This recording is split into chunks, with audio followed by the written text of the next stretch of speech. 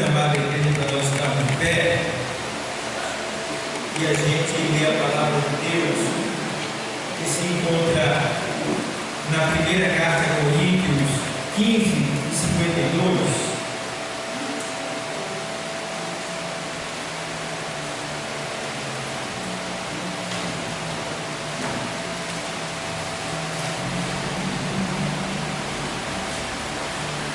Eu vou ler do 50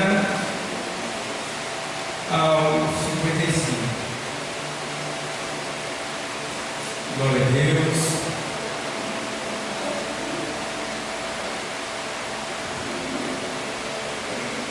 Meu presbítero me ligou para mim: pastor, eu estou trabalhando, vou largar na hora.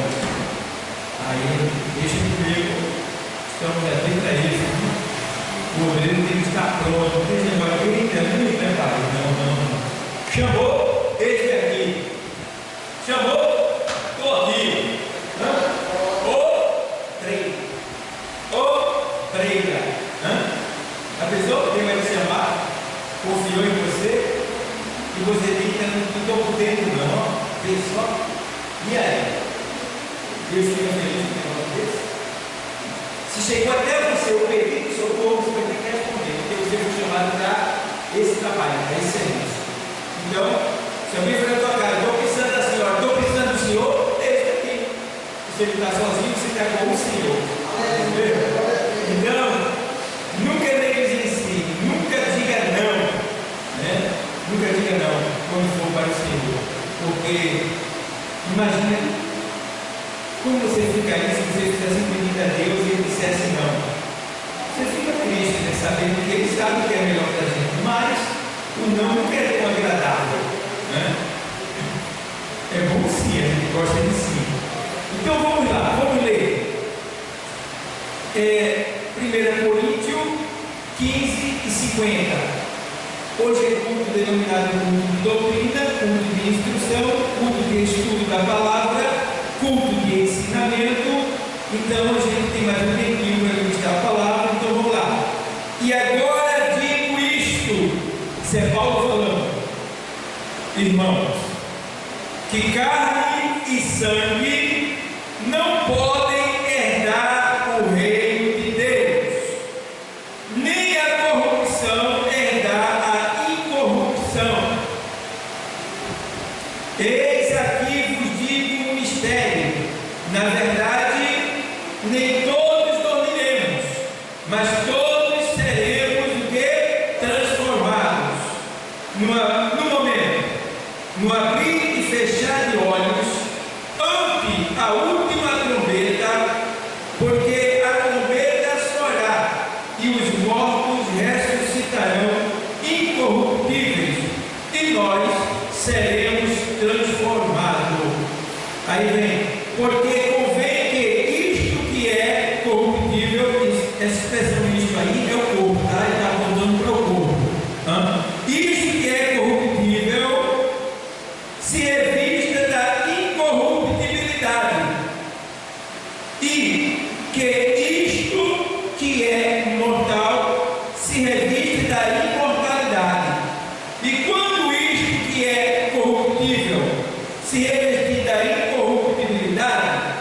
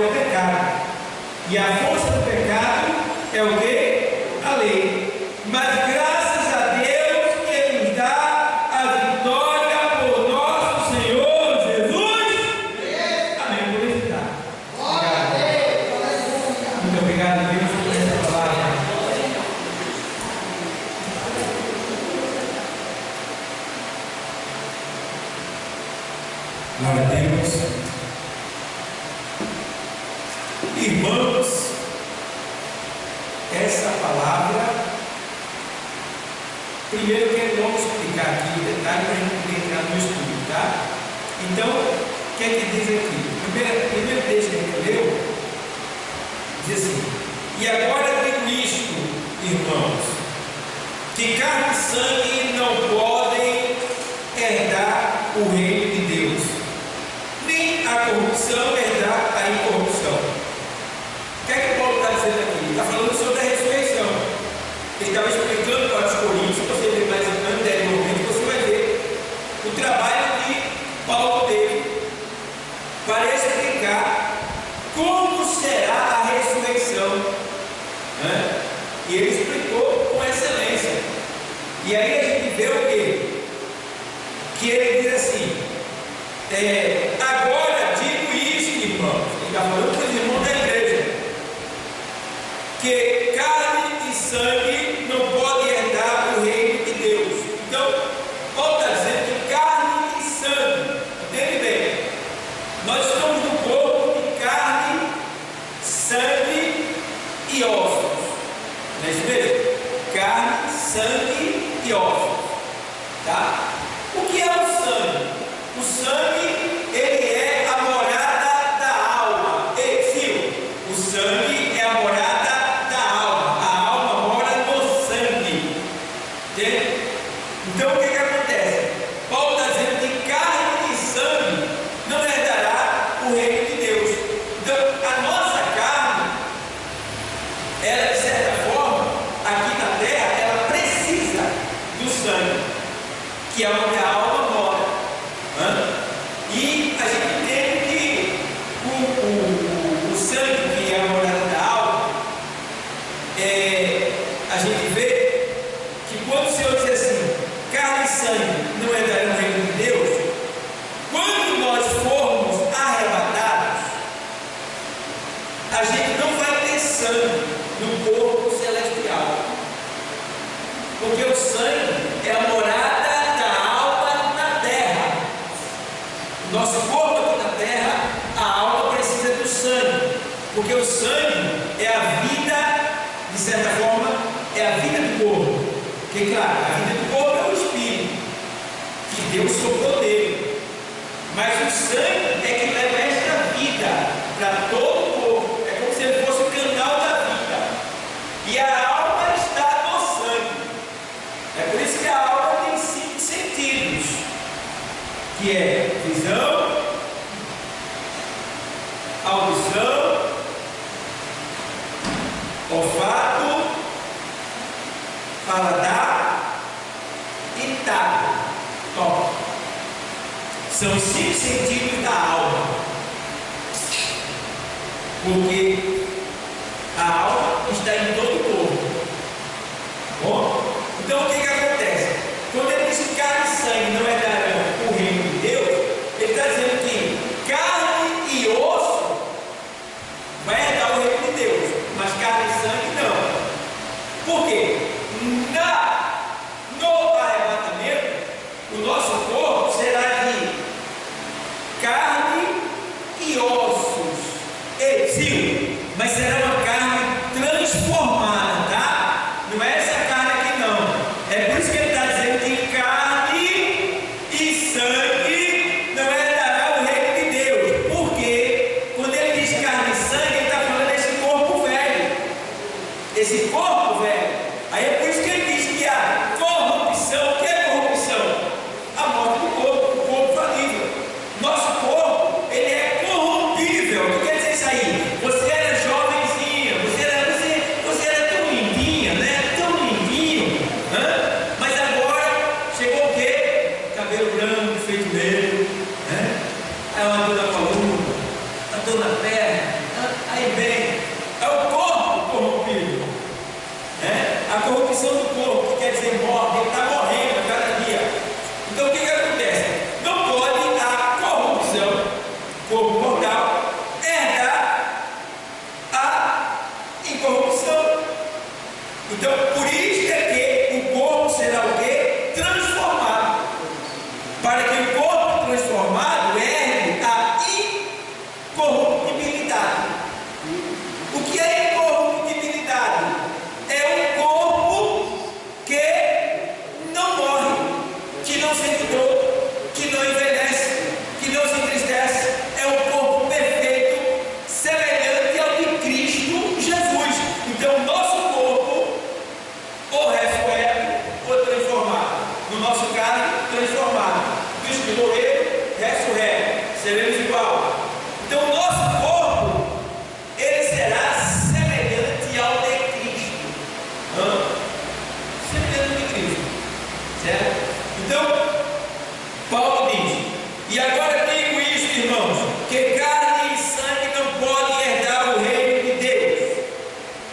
Quer dizer também o quê? O reino de Deus é quando? No milênio. Vocês sabem que o milênio será 1000 anos aqui na terra. Então o que é que vai acontecer? Vamos lá. A igreja vai ser arrebatada. Daqui a pouco Jesus está voltando para buscar a igreja. Então o que é que vai acontecer? Os que estão mortos em Cristo, já morreram há 100 anos, 200 anos, 500 anos, há 1000 anos, morreram em Cristo. Que faz 2025 anos que Jesus veio à terra. Então, os que morreram em Cristo, há 2000 anos, ninguém nem sabe, nem se lembra, ninguém nome mais, mas existe uma partícula daquele corpo ali, em algum lugar na terra, na poeira. Então, quando a trombeta soar, quando Jesus vier buscar a sua noiva, porque assim, Jesus agora está lá na casa do Pai, na casa do Pai. Além do céu, passa-se todos os céus, sai do céu e entra na dimensão eterna. Dimensão eterna. Isaías 57 e 15 e 16. Aí entra na dimensão eterna. Quando sai do céu, entra na dimensão eterna. Na dimensão eterna, lá mora Deus, em um alto lugar, em um alto e santo lugar. Então lá quem está com ele lá? Jesus. Mas Jesus está lá com ele. Mas daqui a pouco, Jesus vai ter uma surpresa. Porque o pai vai dizer: filho, chegou a hora. Vai buscar tua noiva. Eita! Eita! Aí Jesus, que não era delicioso, quando ele escuta o pai falar, ele: agora, pai. É ele. Glória a Deus. Aí levanta-se, chama quem? O arcanjo, as miríades de anjos. Aí o que acontece? O tribunal é estabelecido no lugar celestial. Tribunal de Cristo. Aí as pessoas pensam que ele vai vir buscar a vida e arrebatar aqui na terra, né? Não. Ele vai vir do céu, da casa do céu, ele vai vir da casa do Pai, entra nos céus, passa pelos céus e vem para uma dimensão celestial e se assenta no trono do tribunal dele. Quando ele se assenta no trono do tribunal dele, ao mesmo tempo é dado a ordem para que o arcanjo ele soe a trombeta. Quando o arcanjo soar a trombeta, os que estão mortos ouvirão e ressuscitarão em um corpo transformado. E nós que estamos vivos em obediência a Cristo, seremos transformados e subiremos. Glória a Deus. Irmão, será assim, você vai estar, é uma força tão grande que a gente é tomada. É como se alguém pegasse você e assim tomasse a cidadela. Não é assim, ó. Você já está lá. Já está lá. No tribunal de Cristo. Não para ser condenado. Você já está salvo. Mas para você ter as suas obras julgadas. Tudo que você fez aqui na terra, depois que aceitou a Cristo, vai ser somado lá, analisado. Vai ser ali, ó, investigado. Por que você fez, quando você fez, aonde você fez, a quantidade que você fez, a glória que você adquiriu, foi para Deus, foi para você. Tudo vai ser analisado. Agora, o que eu acho interessante nisso tudo, irmão, é que é muito lindo. Quando a gente entra na dimensão celestial, o tempo lá não é como o tempo daqui. O julgamento aqui tem que pegar todo o relatório, toda a documentação, e você pode ver muitas vezes, eu vejo o julgamento dos condenados aí, leva uma semana, 3 dias, 1 mês, leva até anos, julgamento, leva muito tempo, porque é muita coisa. Mas lá no tribunal de Cristo, ele vai julgar todos que ressuscitaram e os que estão vivos, que foram arrebatados, que chegou lá, ele vai julgar todos em um só momento. Vê só, é em um momento, como a gente está lá é muito rápido. Irmão, lá no céu é assim. Eu olho para tu, eu não preciso falar não. Quando eu olho para tu, tu já entende o que eu estou falando. Tu já entende o que eu quero, já está ali, tá?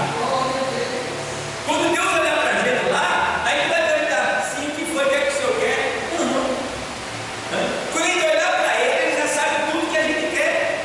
Ele já sabe. Então na dimensão celestial, na dimensão eterna, o tempo é diferente, não é como aqui. É diferente, é muito rápido. Então você vê que todo mundo vai ser julgado no momento. Agora você disse no momento, é no que? Não, é no momento, mas cada um vai ser julgado individualmente. Que coisa interessante. Cada um individualmente. Mas isso é uma velocidade tão grande que tudo caracteriza um só momento. Um só momento. E a prova é que ele diz que vai ser no momento, no abrir e fechar de olhos. Então você já vê que o arrebatamento, que a terra vai ter que dar conta do corpo que comeu, isso no momento. Quando a trombeta soar, de imediato até, irmão, não é brincadeira não, irmão. Todos os cadáveres que foram comidos só estavam na parte da poeira, que você não vai estar. Da onde foi enterrado? O corpo volta, forma-se de novo. A alma que vem de lá, entra no corpo. O corpo é glorificado, sai da tumba, fica na nossa dimensão, junto conosco, sobe. Isso no momento. No momento, no piscar de olho. Vê bem como as coisas de Deus é rápido lá em cima. E aí, a gente vai para o tribunal. Aí lá no tribunal, a gente vai ser avaliado as nossas obras. Depois de avaliar as nossas obras, a gente recebe o nosso galardão. Depois do galardão, a gente recebe um novo nome. Depois do novo nome, a gente vai para o casamento, que é o quê? A união da igreja com Cristo. Aí quando se une ali no casamento, que é a união, ele diz, agora a gente vai subir para a casa do meu Pai. Irmão, deixa eu te dizer uma coisa. Tu vai passar por todos os céus. Irmão, a gente vai passar por todos os céus que existem. Todos os céus, até o céu dos céus, que está lá em 2 Crônicas 6:18. O céu dos céus, a gente vai passar por ele. A gente vai ver o céu dos céus lá embaixo e a gente vai entrar no caminho da eternidade, que é Isaías 57, 15 e 16. 15 e 16. E aí vai entrar no caminho da eternidade, que a gente vai estar indo da igreja salva, glorificada, vai estar indo para a casa do Pai. Ei, para ficar lá na eternidade por 7 anos, enquanto o mundo está aqui naquela visão.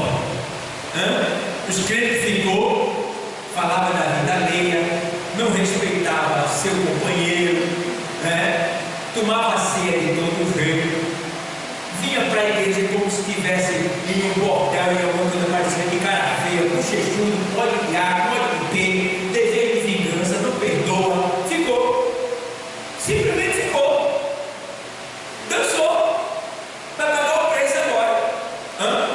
E a gente lá, na casa do Pai, até o final dos 7 anos, que é quando ele volta para salvar Israel. Aí é outro cara. Vou entrar agora no assunto para a gente estudar mais aqui esse ponto aqui, porque eu quero falar hoje sobre o que acontecerá quando Jesus voltar.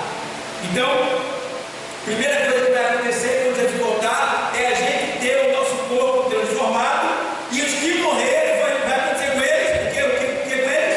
Eles vão o quê? Vão o quê? Ressuscitar. Vai ressuscitar. Bom, e aí a gente vê que Paulo diz: eis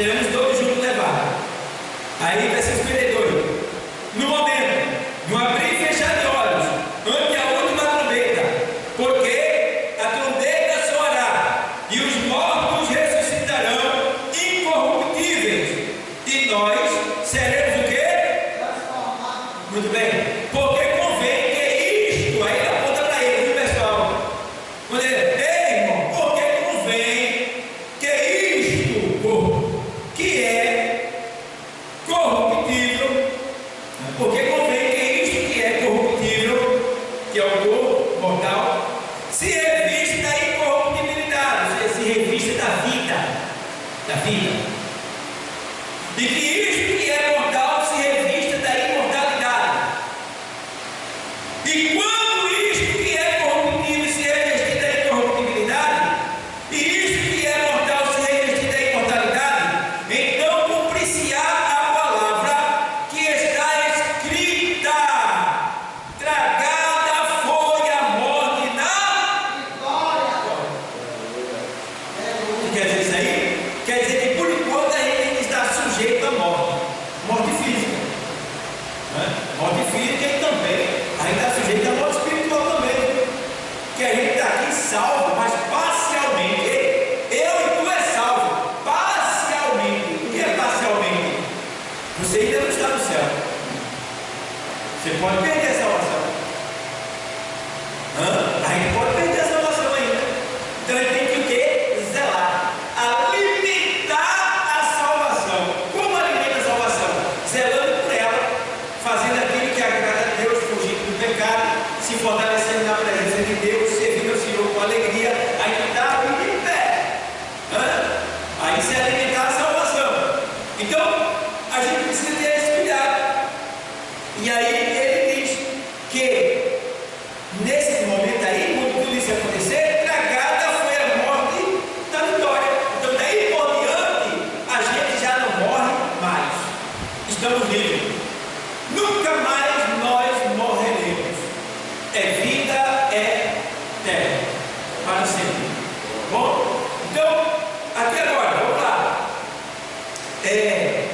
Versículo 55. Onde está, ó morte, o teu aguilhão? Onde está, ó inferno, a tua vitória? Isso é dizer, né? Isso é o que a gente vai dizer quando a gente for arrebatado. Aí Paulo está demonstrando aqui. Olha, o aguilhão da morte é o quê? Pecado. É o pecado. O aguilhão da... O que é aguilhão? É o que mata. No mundo ele desenha a morte com um aguilhão, né? Aquele negócio assim, aquele tridente, né? Então, o aguilhão é aquilo que mata. Então, aqui ele está dizendo aqui, ó, o aguilhão da morte é o quê? O pecado. Então, o que é que mata a gente? É uma faca? É o tiro? Não. É o pecado. O pecado é que mata. Então, o aguilhão da morte é o pecado. E a força do pecado é a lei. Aqui ele fala do Antigo Testamento. Porque a lei era a força do pecado, era. Porque, Sil, no tempo da lei era assim: era olho por olho. Então, se você batesse na minha cara, por lei, eu teria que bater na sua cara também. Meu irmão, isso não melhora nada. Mas por que tem que ser assim? Para que se entenda que todo pecado ele traz uma consequência de volta. E no caso da lei, a consequência é instantânea, era na hora. Bateu, levou também. Entendeu? Então, aí ele diz aqui que a força do pecado é a lei. Porque a lei, ela não melhorava, ela piorava a situação no que diz respeito à santidade. No que diz respeito à santidade. Porque se você bateu em mim e eu bati em você, não melhorou nada. Ficou tudo igual, tudo igual. Mas hoje é diferente. Veja que Jesus, quando vê, diz: olha, se alguém me bater na face, bate-lhe de novo, é isso? Oferece-lhe. Entendeu? Como é diferente? Então, ele diz agora: mas graças a Deus que nos dá o quê? A vitória por nosso Senhor Jesus Cristo. Então, graças a Deus que nos dá a vitória por nosso Senhor Jesus Cristo. Então, a nossa vitória está em Cristo, tá bom? Então, isso é o que vai acontecer quando Jesus voltar. Então, a gente tem também que os cristãos serão transformados. Filipenses 3:21. Filipenses 3:21. Vou ler o texto para você entender aqui. Que transformará o nosso corpo abatido para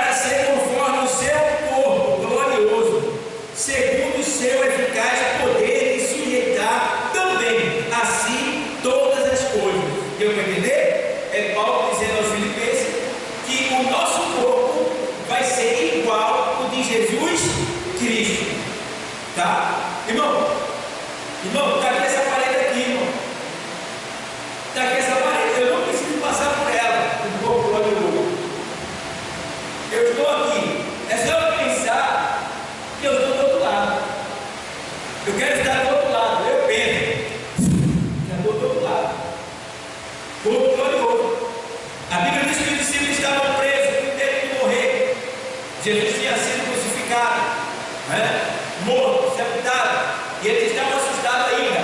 De repente, o Senhor ressuscita e tal, e vai no corpo deles, e eles estavam tudo trancado. De repente, o Senhor aparece no meio deles e diz: Pai seja convosco. Senhor, Senhor, Senhor, ó, que medo, é o Senhor, é o Senhor. Calma, Pai seja convosco. Paz, paz, ei, paz. Olha aqui trazendo a paz, olha aqui dando paz. Paz, glória, paz. Eu não sei se alguém aqui está na guerra, mas receba a paz agora. Paz seja convosco. Paz seja convosco. Apareceu com as portas fechadas dentro do cenáculo e depois desapareceu com as portas fechadas. Então, esse será o nosso corpo. Ele não será limitado, será ilimitado. A gente não vai precisar de asas para voar. Nós só voaremos pela nossa imaginação, pelo nosso pensamento. Eu quero estar lá em Itapissuma agora. Já estou lá na igreja. Corpo glorioso. Entende? É assim. Igual que Jesus. Aí Paulo está dizendo aqui, ó, que aí ele faz, segundo o seu eficaz poder, que transformará o nosso corpo abatido, cansado, mortal, para ser conforme o seu corpo glorioso. Olha, o corpo que não morre, perfeito, segundo o seu eficaz poder de sujeitar também assim todas as coisas. Então, uma das coisas que vai acontecer quando Jesus voltar será o quê? A transformação do nosso corpo. 1 Tessalonicenses 4,17.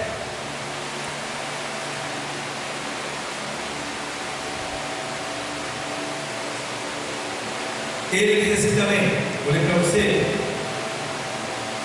depois nós, os que ficamos vivos, seremos arrebatados juntamente com eles nas nuvens, a encontrar o Senhor nos ares, e assim estaremos sempre com o Senhor.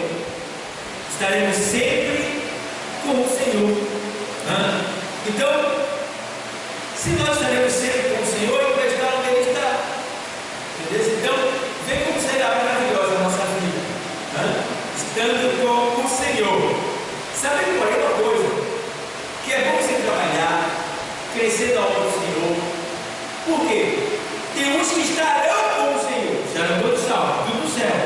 Mas tem aqueles que estarão com o Senhor, aonde Ele está. E tem outros que não estarão com o Senhor, estarão lá, salvos, mas estarão em outro lugar, no céu. Mas tem aqueles que têm mais intimidade hoje, ele estará mais perto do Senhor amanhã, lá na eternidade. Você vê isso quando ele estava aqui na terra. Ele tinha 12 discípulos, mas ele só chamava quem? Na maioria das vezes, 3. 3 era quem ele chamava para suas intimidades. E dos 3, só um ficava com ele pela madrugada. E esse que realmente ficou com ele pela madrugada, que era João, ele tem mais intimidade. Aí alguém diz assim: o discípulo amado do Senhor. Não. João não era amado do Senhor. Todos eram amados do Senhor. Porque a Bíblia diz que Deus não faz exceção de. Ele não pode amar mais a um do que a outro. Deus amou a todos igual. Jesus amou a todos igual. Certo? Agora ele pode dizer assim: João era o que mais amava o Senhor. Porque ele foi até o final e não traiu o Senhor. E ganhou um presente. Morreu de morte natural. Entendeu? Se bem que ele foi para o impacto, né, pai? Mas ele foi honrado também, a história diz. Então, você vê que João foi honrado, porque ele estava mais com o Senhor. Não, olha não, aquele homem João, ele foi jogado dentro de um barril de óleo fervente, irmão.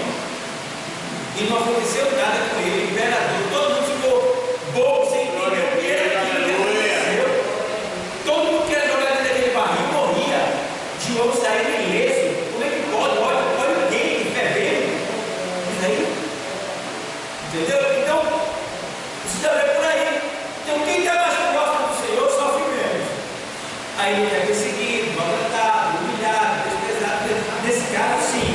Mas eu estou falando que vai ter situações que, por você ter mais intimidade com o Senhor, você vai superar com mais facilidade. Entende? Então, aqui, uma das coisas que vai acontecer quando Jesus voltar é o quê? Nós seremos transformados, teremos o nosso corpo transformado. Terceira coisa que vai acontecer quando Jesus voltar é que o corpo será redimido. Romanos 8:23. Vamos lá. Romanos 8:23. O corpo, nosso corpo será redimido. Diz assim o texto sagrado. E não só ela, mas nós mesmos, que temos as primícias do Espírito, também gememos em nós mesmos, esperando a adoção, a saber, a redenção do nosso corpo. O que quer dizer isso aí? É que a natureza, Paulo está falando aqui, que a natureza está com dores de parto. Veja, faz 2025 anos que Paulo disse isso. E você vê hoje a natureza está aí. Se você for lá na internet, você vai ter fenômenos acontecendo no mundo todo. O mundo está de cabeça para baixo. A natureza continua gemendo. E Paulo diz, não só ela, mas a gente também. O nosso corpo, o nosso ser está gemendo também, desejando. Ele está dizendo assim, ó, e não só ela, mas nós mesmos, que temos as primícias do Espírito, né, os que têm as primícias do Espírito, né, que tem o Espírito Santo, que está na presença, irmão, todo mundo que está na presença de Deus, irmão, que serve a Deus com fidelidade, sinceridade, verdade, amor, devoção, né? Todos que estão envolvidos ao Senhor ali, mesmo, irmão. Irmão, eles sempre desejam ir para o céu. Eles apressam Jesus para vir buscar a igreja. Eles oram, porque Jesus, lembra que Jesus disse assim, ó, e orando, dizeis assim: venha o teu reino, seja feita a tua. Está entendendo? Jesus incentivando a gente a pedir que Deus faça vir logo o reino dele para a terra. Tá? E é nosso dever como cristão apressar isso daí. Porque, irmão, até lá em Apocalipse 6 e 9, você vai ver as almas que estão lá embaixo do trono. Elas estão dizendo: até quando, meu Senhor, não julgarás o sangue dos teus profetas, dos teus justos, que são derramados lá na terra? Aí o Senhor diz assim: aguarda mais um pouco até que o número, parece que eu falei agora, se cumpra, o tempo se cumpra, mais ou menos isso. Aí você vê que até os que estão lá estão desejando que o Senhor fine logo com tudo, né? E tem muitos cristãos que não oram, que estão acomodados. Mas quer ver a pessoa pedir para Jesus voltar? Como ele está na prova, né? É quando o negócio aperta. Falta dinheiro, falta cuscuz, falta o ovo, irmão. Aí vem um caroço daqui, outro caroço dali, eu quero que. Ô Jesus, volta, voltar agora. Agora tem que eu volto. Então, pegue antes disso acontecer, porque isso não vai precisar acontecer para você que vive a volta de Cristo. Pegue antes, tá? E aí você vai ter mais prioridade. Então, outra coisa que a gente precisa entender é que nós que temos as primícias do Espírito, também gememos em nós mesmos, esperando a adoção, a saber, a redenção do nosso corpo. Então, irmão, eu estou cansado, irmão. Eu estou cansado, é muito problema, é muita bronca, é muita situação difícil, é muita gente sofrendo, é muita guerra, é muito roubo, é muita desconfiança, é muita coisa ruim acontecendo. Como é que você se sente bem aqui nesse mundo? Se tem medo, começa a estar até com medo de sair de casa. Que é isso? E aí a gente está gemendo, esperando que tudo isso fique aqui na terra. Não é só os que têm a primícia do Espírito, porque os que não têm a primícia do Espírito, que não tem o Espírito de Deus ali ativo, que está zelando dele, está nem aí. Está curtindo a vida. Aí não quer que vocês me voltem para não, que eu tenho herança para receber. Aí não quer que vocês me voltem para não, que eu vou receber um momento, uma promoção lá no trabalho. E aí? Então, pede para Jesus voltar, porque o céu é melhor.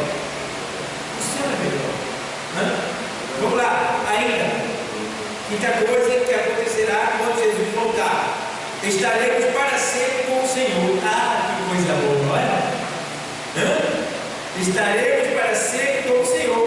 Está lá em 1 Tessalonicenses 4,17, que a gente leu agora. E assim estaremos sempre com o Senhor. Aos Tessalonicenses, 1 carta 4,17. E segundo Crônicas 6,18, segundo Crônicas 6,18, tem um texto mais que dessa coisa para vocês.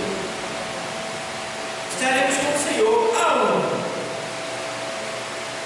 Mas verdadeiramente habitará Deus com os homens na terra.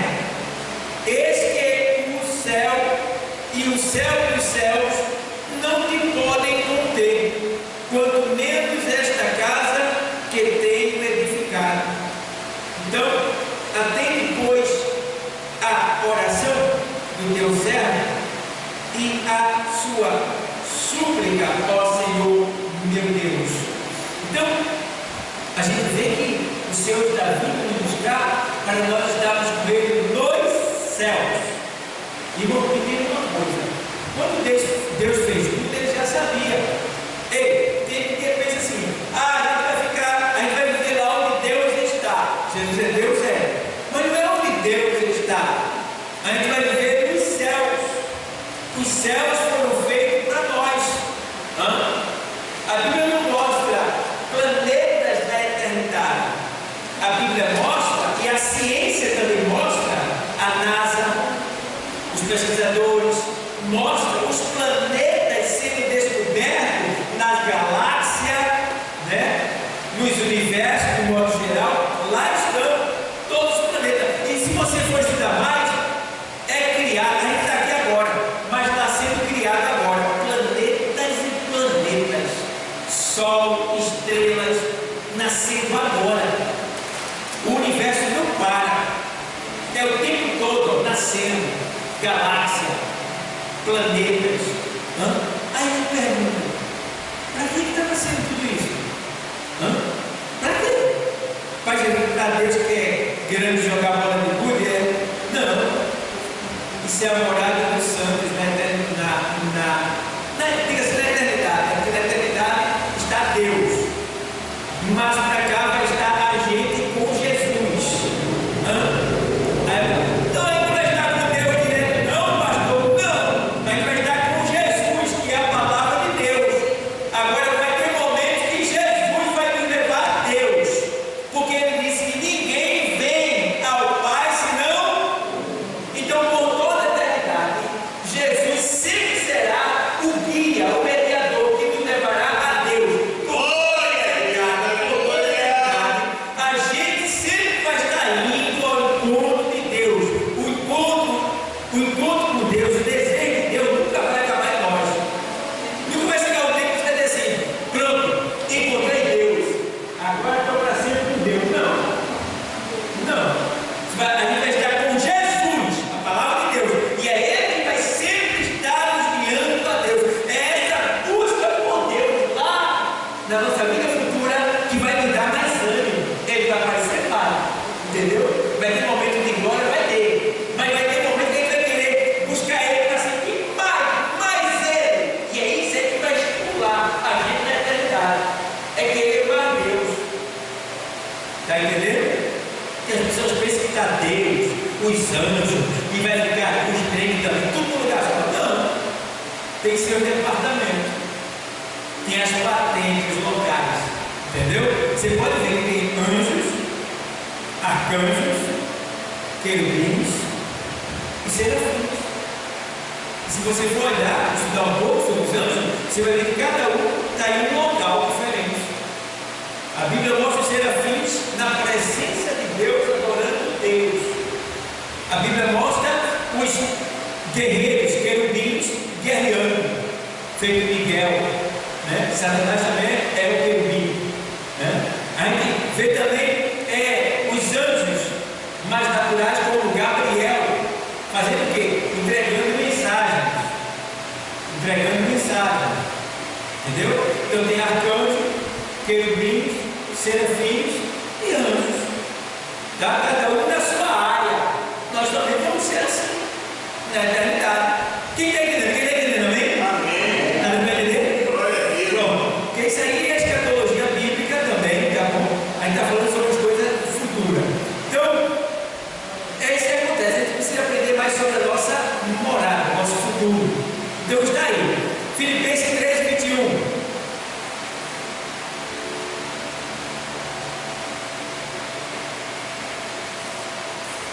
Ele diz, eu não sei se já li isso aqui, mas ele não aqui, certo?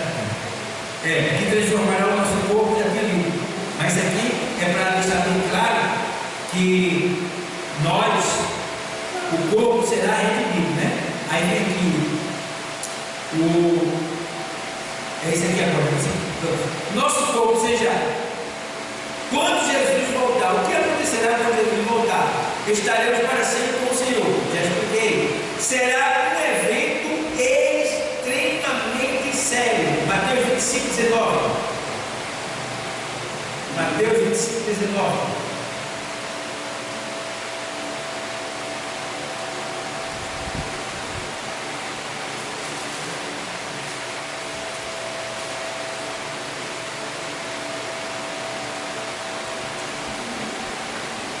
E muito tempo depois veio o Senhor daqueles servos e ajustou contas com ele. O que é que eu vejo aqui? Responsabilidade. O que é que eu vejo aqui? Prestação de conta. O que é que eu vejo aqui? É que você que está aqui recebeu algo de Deus para zelar. E se você não zelar, você vai ter que prestar conta. Então é melhor você zelar. Nesse caso daqui, o que é que acontece? Está falando sobre a parábola dos talentos. Porque ele diz que o servo viajou para fora, para meio distante, e a um dos seus servos ele deu 5 talentos, e a outro 2, e a outro 1. O de 5 multiplicou, o de 2 multiplicou, e o que recebeu 1 enterrou. Esse enterrar aqui quer dizer, você parou. Você cantava, parou de cantar. Evangelizava, parou de evangelizar. Você se envolvia na obra, parou de se envolver. Você pregava, parou de pregar. Você lia muita Bíblia, parou de ler. Você se consagrava, orava, parou de fazer isso.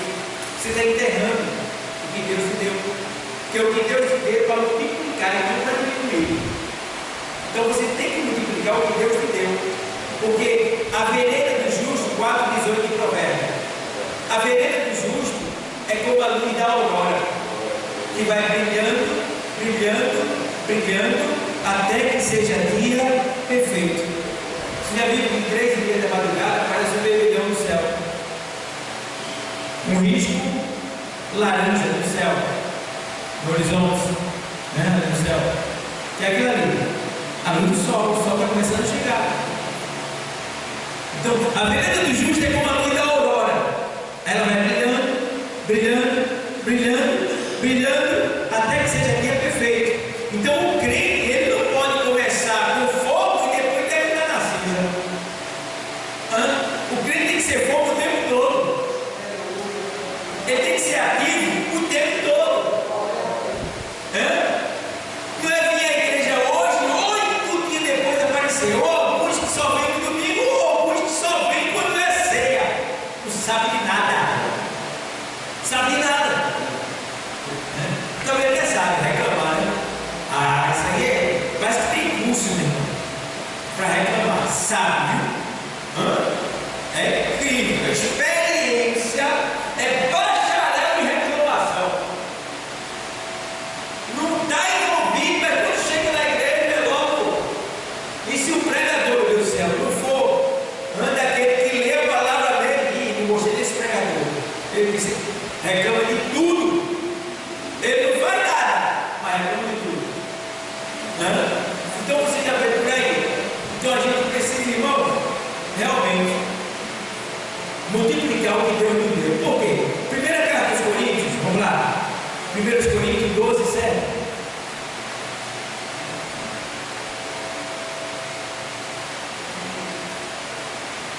Coríntios 12:7.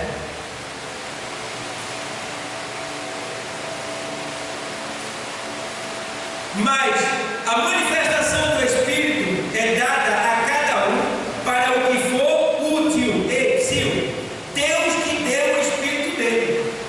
Mas Deus que deu o Espírito dele para quê? Para tu ficar em casa? Para tu não fazer mais nada? Só dizer que tu é crente? Não. Olha o que é que o texto diz.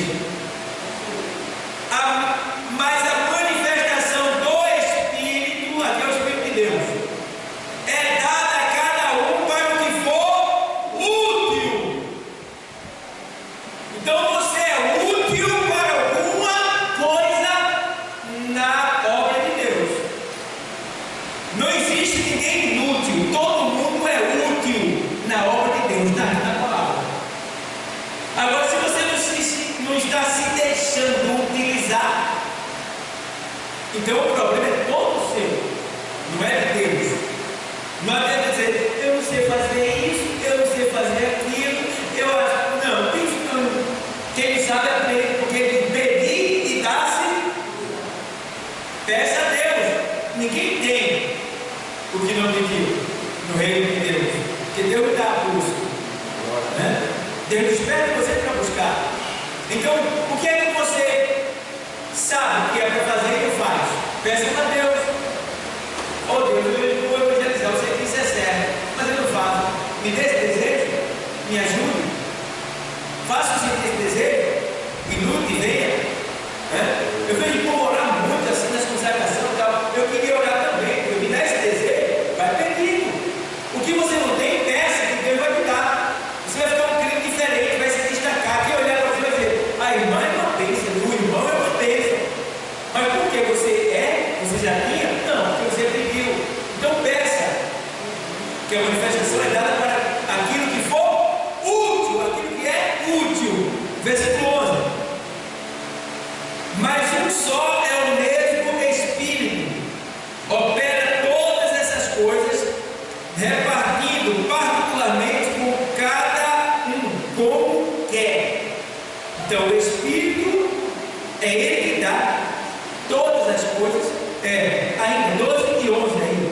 1 Coríntios 12, eu li o 7, agora o 11. Aí no 11 você vê, mas um só é o mesmo Espírito, opera todas essas coisas, repartindo particularmente com cada um, como quer. Então o Espírito ele vai dar para cada um o que você pedir, porque ele tem poder de dar, ele dá a quem ele quer. Agora você quer? Peça. Se eu quero ser revestido com o poder do Santo Espírito, eu quero pregar, eu quero evangelizar. Então você vai ter que procurar se especializar naquilo ali. O Espírito vai te ajudar. Entendeu? Então ele vê também ainda que em Colossenses 3, 22, aos Colossenses 3, 22, olha o que tem lá. Vós servos, obedecei em tudo a vosso Senhor, segundo a carne, não servindo só na aparência, como para agradar aos homens, mas em simplicidade de coração, temendo a Deus. E tudo quanto fizerdes, fazei-o de todo o coração, como ao Senhor e não aos homens, sabendo que receberei do Senhor o galardão da herança, porque a Cristo o Senhor o que? Servis. Está vendo? Mas quem fizer agravo, receberá o agravo que fizer, pois não há acepção de pessoa. Não adianta.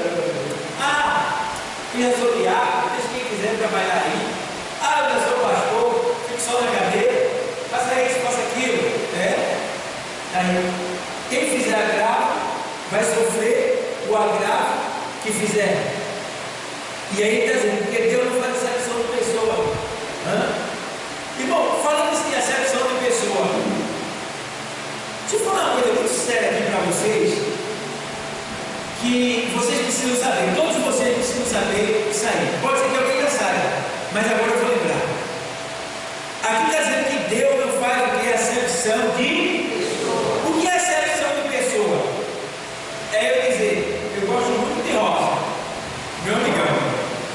E não, eu não vou ficar acreditando.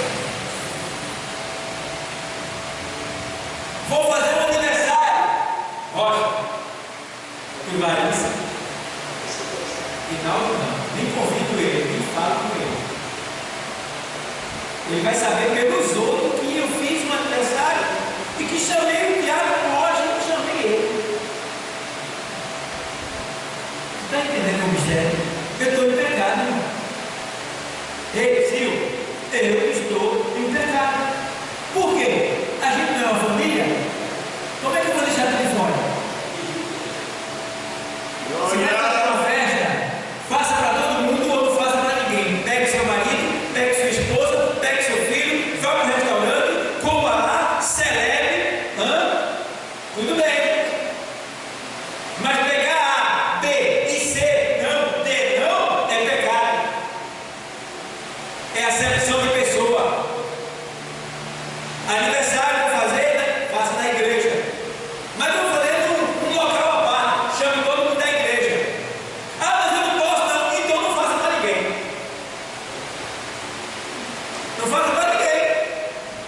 E se chamar alguém, claro, às vezes tem pessoas que é muito amigo seu, é muito antigo e tal, pode acontecer.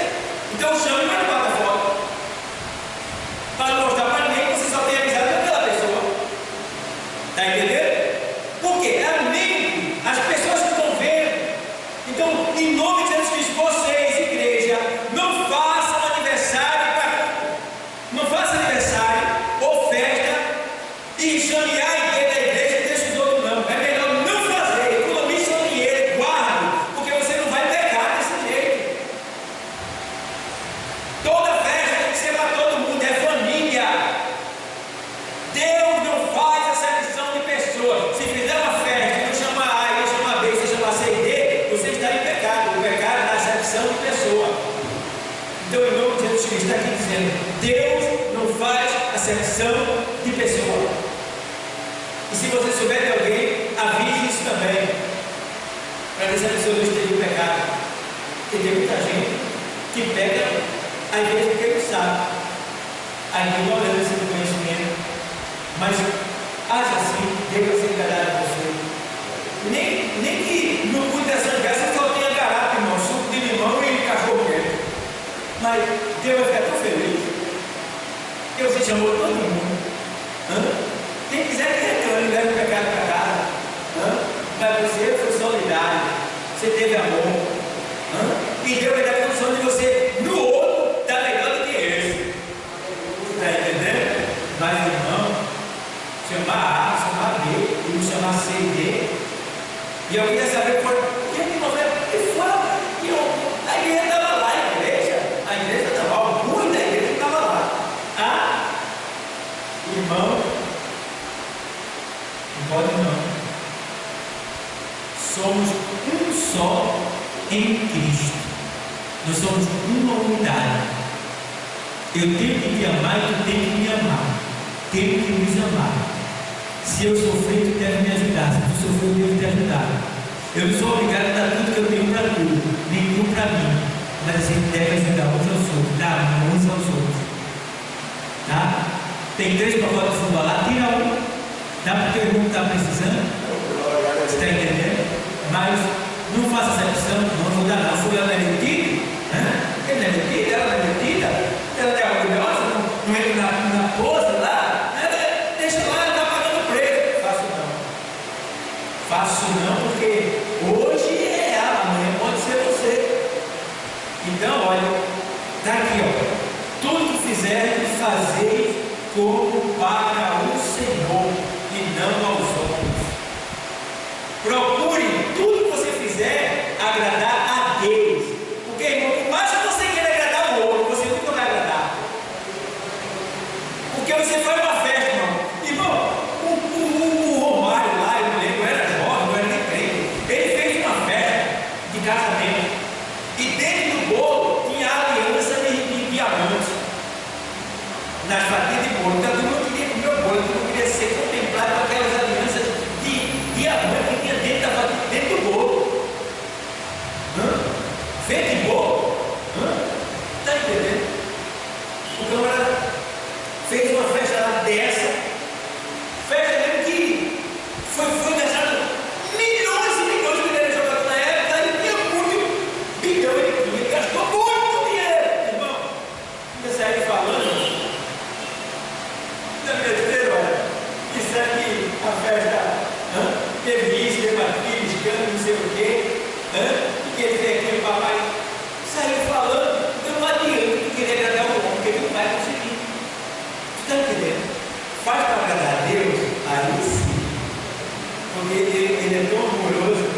dizer acerca das simples coisas.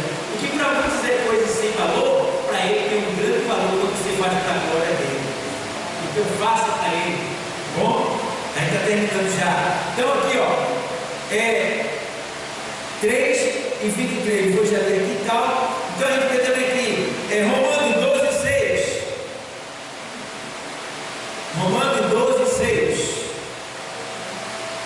O texto diz assim: de modo que, tendo diferentes dons, segundo a graça que nos é dada, se é profecia, seja ela segundo a medida da fé. Então, os nossos dons são diferentes. Você gosta de fazer uma coisa, gosta de fazer outra. Cada um tem aquele gosta mais de fazer isso. Eu gosto mais de fazer aquilo. Então, a gente está trabalhando segundo a graça que nos foi dada. Porque não tem nada de nós mesmos. É Deus que me deu. Então, que a gente honre essa graça. Os fiéis serão recompensados. 25, Mateus 25. Mateus 25, 21 diz assim o texto. Mateus 25 e 21, vou ler para vocês. Diz assim o texto: e o seu Senhor lhe disse: bem está, servo bom e fiel. Sobre o pouco foste fiel, sobre o muito te colocarei. Entra no gozo do teu Senhor, ajuste de conta. Ele foi fiel no pouco, aí no muito Deus o colocou. No 40 diz o que? No 40. E respondendo o rei, lhe dirá: em verdade vos digo, que quando fizeste a um desses meus pequeninos irmãos, a mim o fizeste. O que é que está acontecendo aqui? Jesus deu pedir conta. E ele disse: eu estive preso, não foste me ver. Estive nu e não me vestiste. Estive fome e não quiseste comer. Estive com frio e não me cobriste. E quando foi que estivesse assim, ele não te fez? Em verdade eu digo que quando não fizeste a um daqueles, a mim não fizeste. Entendeu? Então, é isso que a gente precisa entender. Que ele está dizendo aqui, ó, que no 40 diz assim: e respondendo o rei, lhe dirá: em verdade vos digo que quando fizeste a um destes meus pequeninos irmãos, a mim o fizeste. Então é aquilo que eu digo, a questão dessa missão. Quando eu faço bem dentro das minhas condições para alguém, eu estou fazendo para Deus. Eu estou fazendo para Deus. E outra coisa, não faça nada para ninguém esperando receber de alguém. Faça para alguém esperando receber de Deus.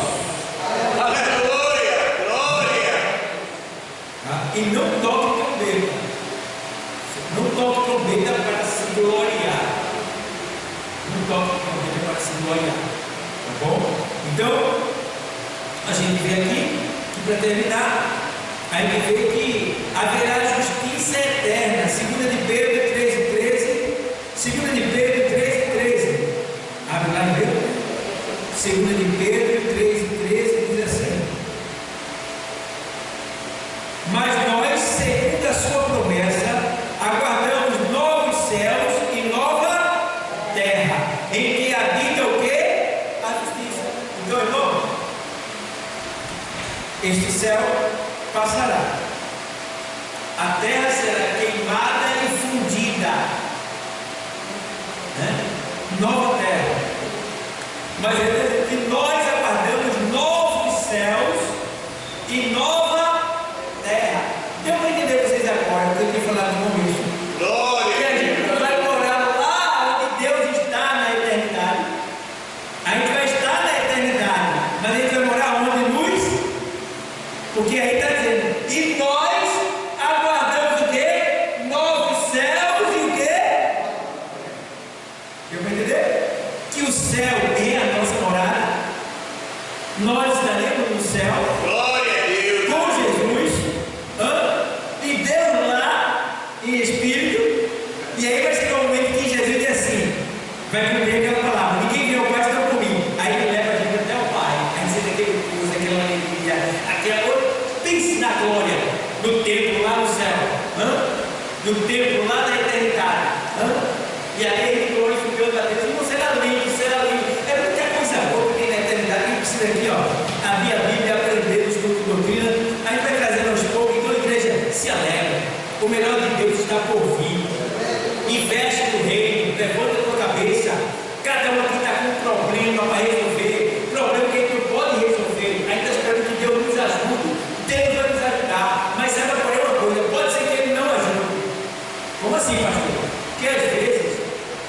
para ele ficar nos pés de Jesus é necessário ele estar com um grande problema.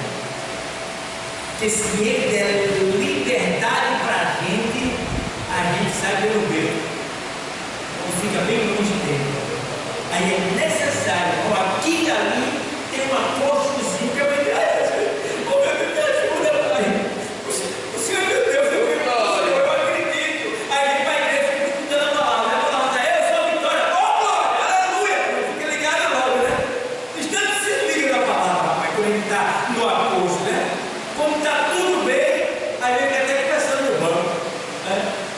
Aí vem, tira as portas, sai, vai lá para fora, e daí vai. Mas quando está no apóstolo, meu Deus, é o cuidado com Deus, com Jesus, com a palavra, né? Com a igreja, com a obra, com o dízimo, com a oferta, e a pessoa tem aquela fidelidade, até Deus dar o veredito, a vitória. Mas que a gente seja fiel na doença ou na saúde, na tristeza ou na alegria, na pobreza ou na riqueza, porque nós temos uma relação de marido e mulher com Deus, né? Somos a esposa prometida. Existe uma relação matrimonial entre nós e Deus, entre nós e Deus. Glória a Deus. Então a gente tem que ser fiel na tristeza, na alegria, na pobreza, na riqueza, em todos os momentos temos que ser fiel ao nosso noivo, ao nosso Senhor, ao nosso